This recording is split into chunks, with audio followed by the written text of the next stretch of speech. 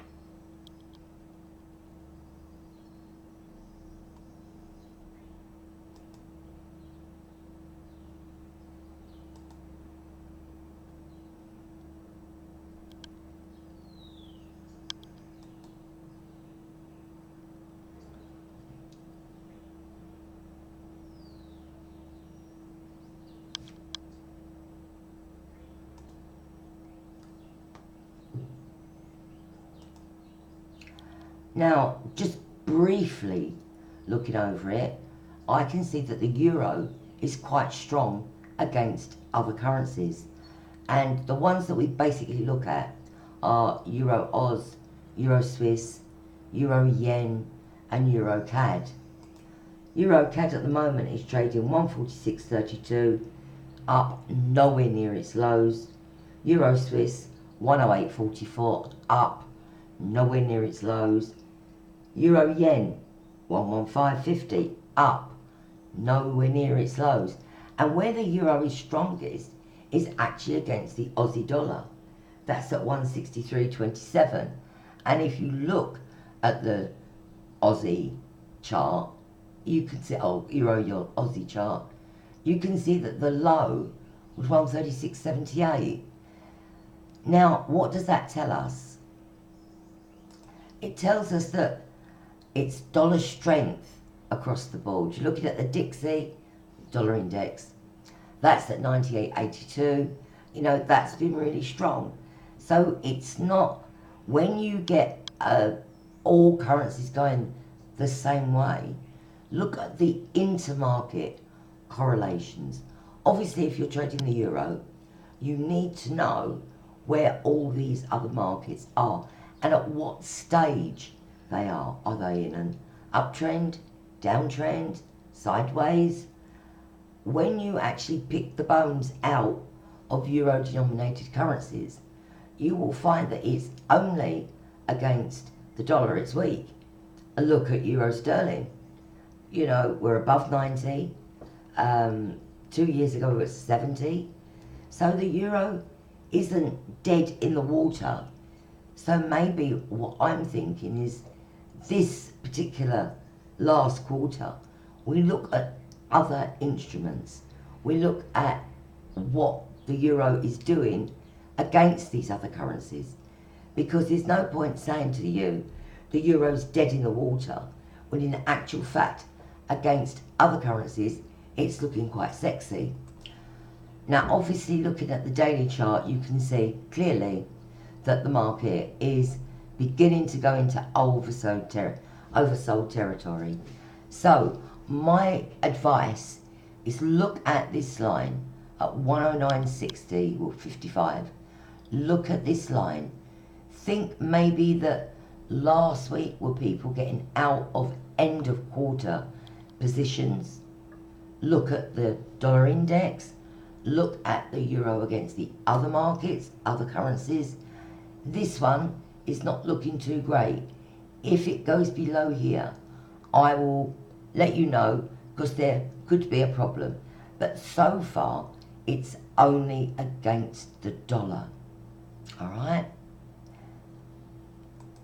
Anyway, I hope that you've enjoyed this presentation that I do weekly for you for markets.com.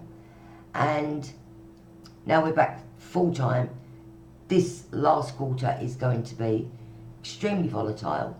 Obviously Brexit is going to affect FTSE and sterling. So be careful if you're trading those. Watch the stock markets because they're not looking great either. Keep your eye on those.